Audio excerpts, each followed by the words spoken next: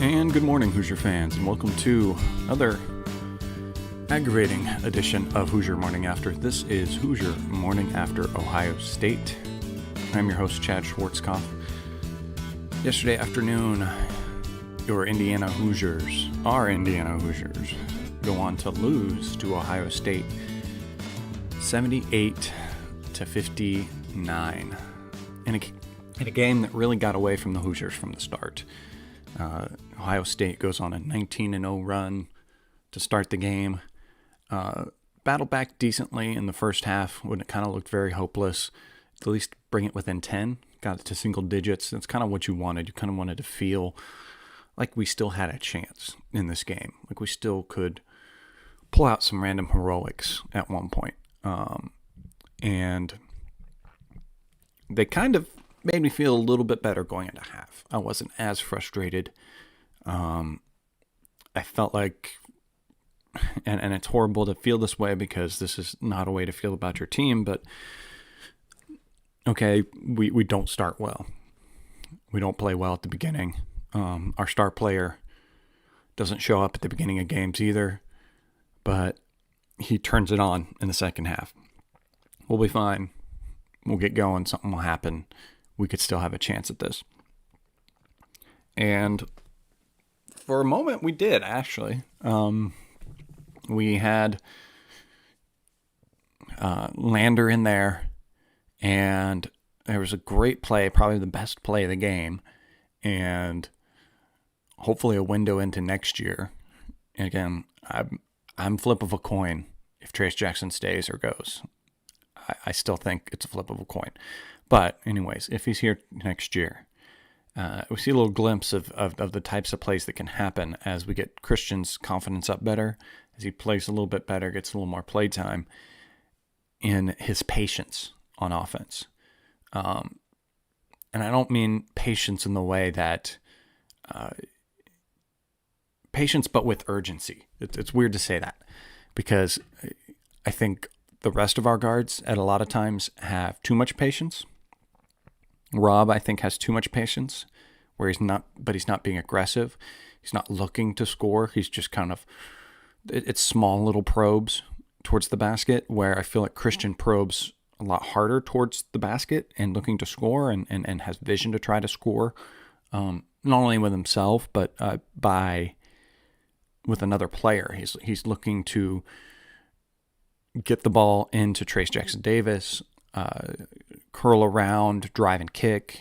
He's looking for those types of plays more aggressively than I do see from other guards. And the patience came into play when they had a nice two-man game and tried to take the screen, tried to roll, didn't happen, reset, tried it again, and it worked that time. So it's great to see that two-man game that they can do together, and that was even at a great time because that knocked the lead down to 5, I think, the closest the game ever was, and felt really hopeful at that point that, okay, this could be it. This could be the point where IU gets going, and we have a chance here to win it. But then we string together a few more turnovers out of that, and that pretty much was the game from there. Finished with 15 turnovers. Anytime we've had over 12, we haven't won, I don't think. I mean, I could go back, but to me, it's those turnovers. It's 3 things again for me. Turnovers, missed bunnies, or a couple missed shots that were easy shots.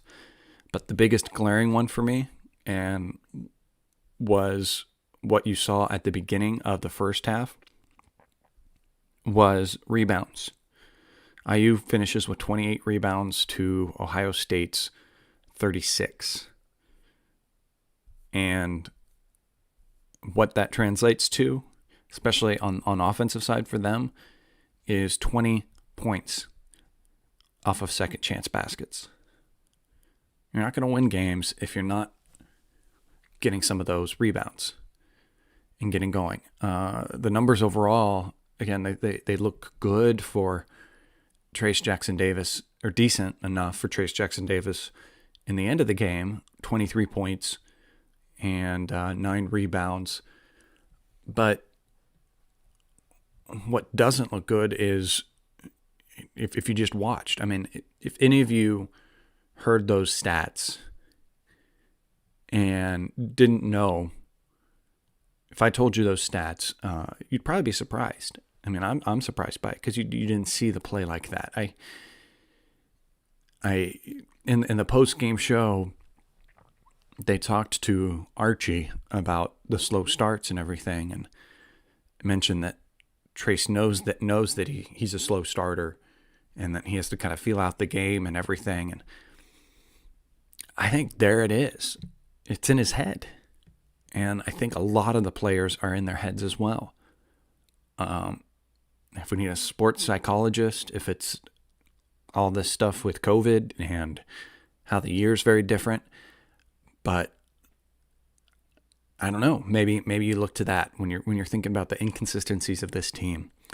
When you think of how they can play so well in some games and then play so bad in other games, how they can look so disheveled. Rob being chief among those. In this game, we see him do that great drive to the basket, put his head down, and I'm going to the basket. And he goes in there and he gets a great layup. But he does that once. And he doesn't look to that again. Doesn't even look to that and get fouled. It's aggravating.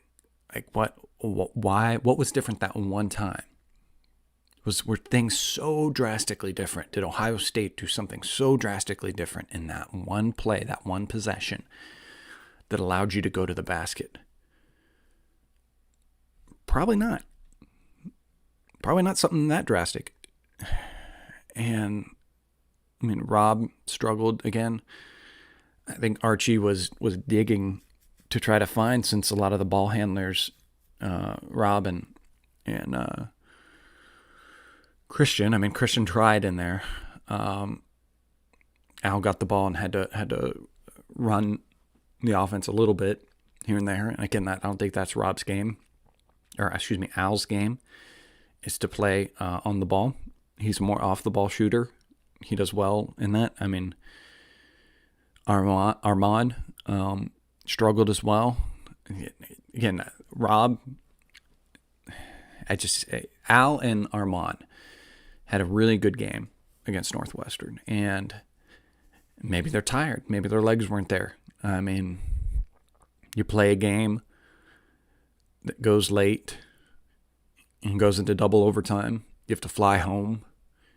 You get late. They probably got home very late in the morning, or early in the morning, I should say, late in the evening. And then you have 2, maybe 3 days at home, and you're practicing rehabbing as much as you can, and then you're turning around and traveling again to get to Ohio State by Saturday. That's that turnaround. Maybe that has something to do with it. But just bad job taking care of the ball. You do that, you take care of the ball, you get more of those rebounds, and despite the poor play personally by a few guys, IU would be in that game a lot more. Again, I believe the final score tells a lot more than it should, and says a lot more than it should, because they definitely gave up towards the end, the last 4 or 5 minutes. Indiana wasn't fighting at that point. Jerome Hunter got in there and did some decent things. He was kind of a good spark in the first half. Here's a frustration as well, and you saw Twitter light up as well. Jerome goes in there and has a good couple of sequences, makes a 3, and we're rolling, and then Archie takes him out. Why did he take him out? He was the only spark on the court at that point. He was the only one looking to score, looking to do good things, and he gets taken out. Not a good recipe in this game at all. Numbers, again, as I said, don't look good from it as well. Free throws, missing free throws again. 54% from free throws. Points in the paint were okay. But again, I just want to see that fire. Maybe we need Whop Fillier. Can Whop Fillier start being a manager maybe of the team or something? Because you've seen that great highlight from the football season where he's over there punching the players on the defensive side. I think it was getting them fired up for the game and getting them going. Do we need that? Who does he maybe need to teach a class to Trey Galloway? Maybe that's Trey Galloway, of how to get your teammates fired up, get the guys going, get the guys on edge, get them feeling surly before the game. I would rather see them coming out with fire in their pants at the beginning of the game and missing shots than what you're seeing now. The tentative, and again, maybe this was the perfect storm game because they're tired coming off that game. I don't know. I hate to feel like I'm making excuses, but these are circumstances that could be. They're tired coming off that game. Again, Ohio State is a good team. Probably the best team right now in the Big Ten, easily. I'd say probably fairly easily. I mean, Illinois maybe gives them a run head-to-head. I think they easily can handle Iowa, but they're a good team. And I think it's just frustrating because you see that this Indiana team, when you get a few guys playing well and one playing their best, you see glimpses where we could beat a team like this. And to me, that's more frustrating than going in there and losing just because, well, they're a better team. They're a better team. And I do believe they're a better team overall. But I do believe that Indiana has the potential to have a good game, a good shutdown game on defense, and a good offensive game by two guys. It's kind of what you need. 2-3 guys. And can beat a team like this. So yeah, again, just IU starts a little bit better. IU feels a little aggressive starting the game. You get one of the guards to show up and do a good job. And this game just feels a lot more competitive than it was. And that's all I want to agonize about that. Coming up, Indiana has Minnesota at home. It's the Wednesday game at 9 p.m. That game they need to win. They should win. Then they have Michigan State. Michigan State has struggled this year, but they're coming on here towards the end of the season. So that's at home again too. Hopefully the guys get rested and well, have a stretch to be able to be here at home and get better. And